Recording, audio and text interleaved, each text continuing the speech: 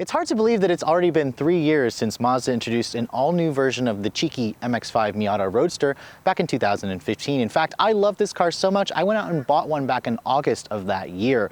So after 3 years on the market, what has Mazda done to the MX-5 to keep it fresh? Well, this week they've loaned me a 2018 Club version. Are the changes enough to still warrant a look if you're in the market for an affordable little sports car? That's what we're here to find out.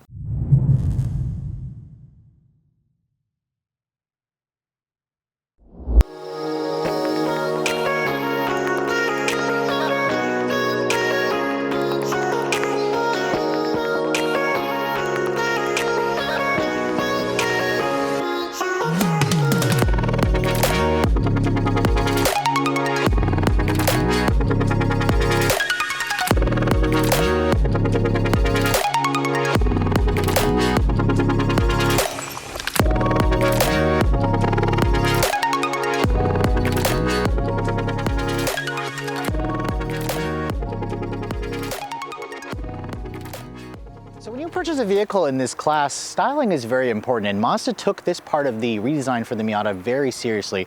It really replaced a lot of the bubbles, the curves, the cutesiness of the NC model, which honestly wasn't really well received, and gave it a lot of aggressive, shark, kind of more Jaguar-ish, like British car design language, and I think it's aged very well. You can see I'm gonna have the two Miatas side by side because I wanna really show the differences, but this one being the Club model is kind of the one for the enthusiast market. It's got a lot of unique accents to it to differentiate it from the rest of the segment. You can see it's got a black spoiler on the back. It's got this rear underbody diffuser, this like lip design that makes it look a little bit more aggressive. But other than that, the two vehicles are basically identical. This one's just a little bit more aggressive to try to make it look a little bit more track oriented, a little bit more sportier. Now, this particular one is also one that has kind of a BBS Brembo upgrade.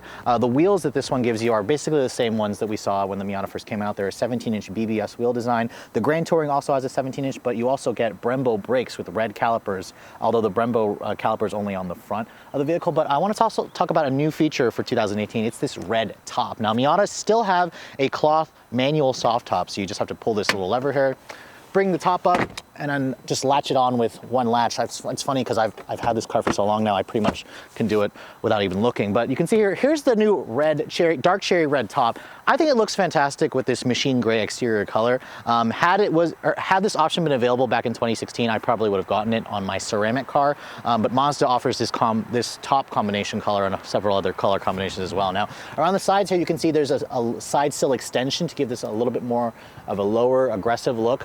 Besides that, it also has upgraded Bilstein shocks. It's got a limited slip rear differential if you guys go for the manual transmission. Now, at the front of the Miata, also, it hasn't changed at all. It still has these familiar design themes. It's got these angry looking headlights, which are standard with LED headlights. Even on the base trim, you can still take this car in 3 different trims, from Sport, Club, and then this Grand Touring.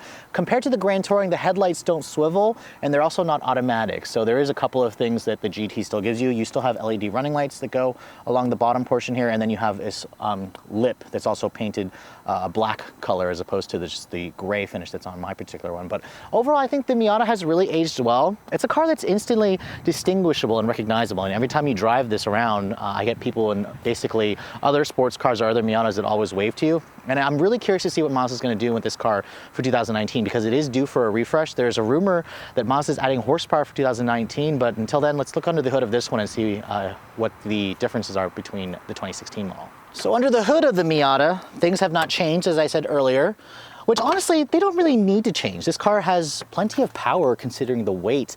This particular Club model compared to the GT has a couple of differences. Now, first of all, both trims will start out with a 2-liter direct injection SkyActiv G gasoline direct injection 4-cylinder. It still makes 155 horsepower and 148 pound-feet of torque. This little red oil filler cap on this Club model adds like 5 horsepower.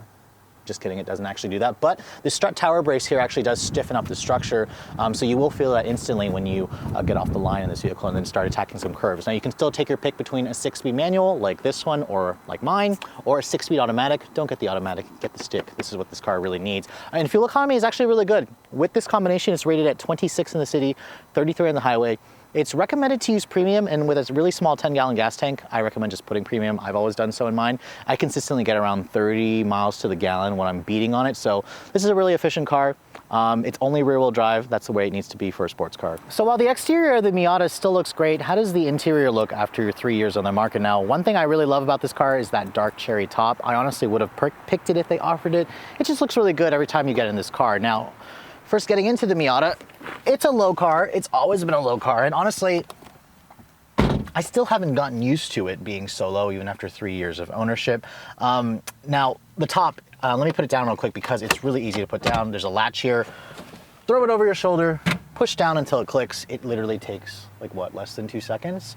So I love the simplicity of it. Now, the seats on this car, I really want to focus on the seats because they are new this year. I love these Recaros. They only come on this Club soft top model if you guys get the Brembo package with a 6-speed. So sorry, you RF buyers, you automatic buyers, you can't get these great seats. And honestly, the bolsters are more aggressive. The Alcantara's comfortable and supportive. They're heated, they're leather combination. I think the seats are perfect. I really wish Mazda offered these seats in the GT trim only on the Club. Now, one thing Mazda also made standard, push button start with smart entry. Here's the current Mazda key fob. It's probably due for replacement, although it still fits really nicely in your hands. But nevertheless, just put your foot in, or put the clutch in because it's a stick. Push this button here to fire up the engine. It still starts up with a nice little growl. I always liked how this generation Miata kind of does that little rev up when you first start it up. Now, the rest of this interior hasn't really changed. I want to talk about a couple of differences between this and the GT model. First of all, the trim in here on the dash, it's got more of a black theme here with the glossy black finish around the vents, around the LCD display. That LCD display, by the way, is actually standard on all trims this year. Previously, the Sport had a little half display with no screen. That's been made standard. The GT model will have like a silver aluminum trim to kind of brighten up the cabin, especially around here, where you also get automatic climate control and you get an auto-dimming rearview mirror with home link. I kind of want that feature. You can add as a dealer accessory if you guys like. This car will also lack things like the automatic wipers, automatic headlights, the rain sensing wipers, and then the camera here for the lane departure alert, which you also get on the GT trim. Mazda kind of has to save a couple of those features here and there. The rest of the interior hasn't changed. It's still hard touch plastic here on this portion. It's stitched right here where it's actually leather, but it's not really soft. On the door panels here, it's actually soft with the windows being one touch down, but not one touch up. Still kind of annoys me. I wish that Mazda had done that. But overall, you're still missing things like Android Auto and Apple CarPlay. There's still no backup camera, unfortunately, which is a little bit annoying. I'm imagining Mazda is going to be working on that for a refresh. I'd like to see them add those features for a 2019 model, but everything else is super, what you expect for a performance, enthusiast car. The shifter is really nice. It's basically like butter as it goes through the gates. It's a nice short throw. The clutch is really light. It's really easy. The steering, it still doesn't adjust for telescoping, which is kind of annoying, but the seats do offer a good amount of adjustability. Honestly, if you're over 6 feet tall, you need to try this car because I find that my 6 foot tall friends don't have as much space in here as I do, and I think it's really comfortable. But just keep that in mind if you guys are a little bit taller than me. But other than that, it's a really nice interior that Mazda has done a really good job keeping fresh over the years. So it's amazing to me that I have owned a Miata GT for almost 3 years now, yet I haven't actually showed you guys a full review on the Club version. So what is there to say about this 2018 model? Well, it feels like I'm sitting in my car. It's very much a homey feeling for me. And I have to say, I'm pretty short. I'm only 5'7", and even this car is a little bit cozy for me. I mean, I think it's perfect right now when it's just me. If I have someone else in the car with me, it can feel a little bit more claustrophobic and cramped. And the Miata is not the easiest car to live with every day. I mean, it's got a nice enough ride quality. It's really fun to drive. But in terms of comfort, in terms of ride quality, or in terms of noise, it's a very loud car. And you're gonna pretty much notice that. I really don't like driving this car with the top up, which is funny because when you put the top down, all the noisiness of it kind of goes away. But for the majority of this drive, we're gonna start with the top down, and then we're gonna put the top up, and then we're gonna put the top down later on to show the difference in the actual feel.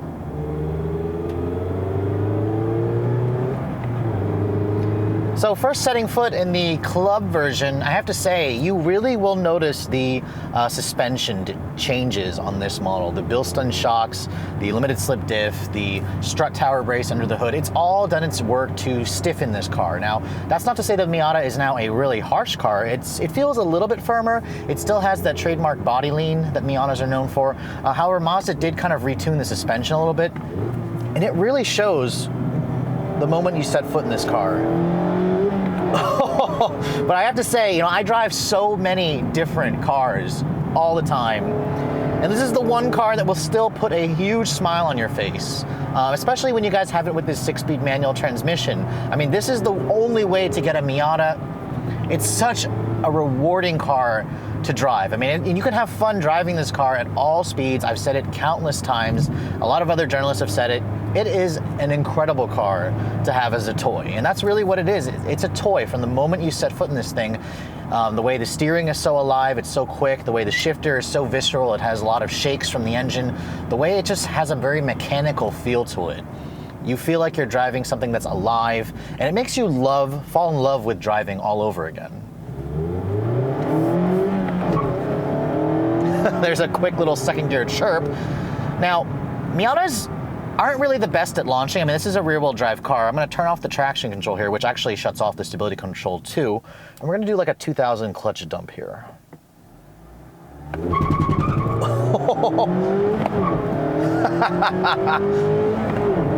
Oh yeah.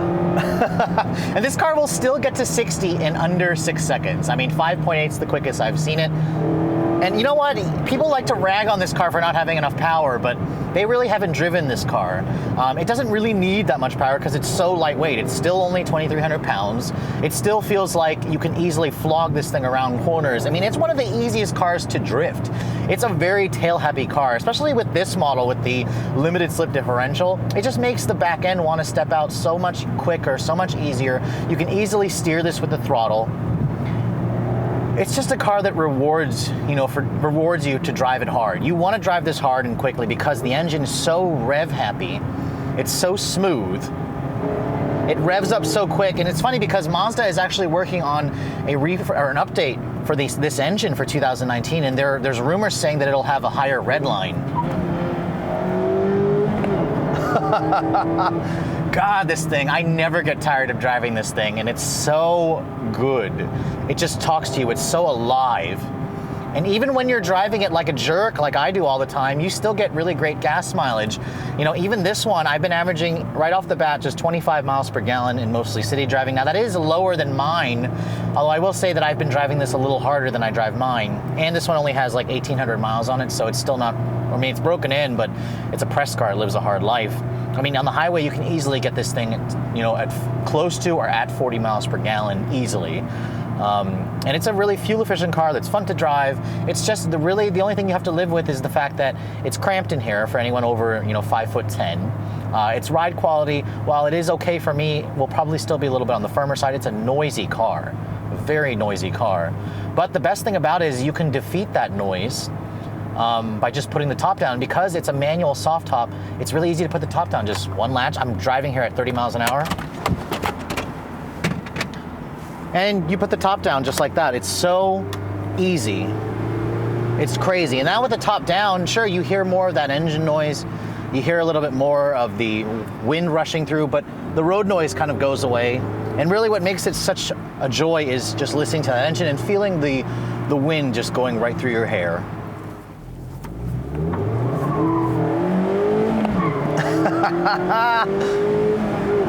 I never get tired of driving this car. Never. Never, never, never, never. Oh. I'm seriously so excited to see what Mazda does to this thing for 2019 with the extra 26 horsepower, the higher Redline, the additional features. God, this car is so good.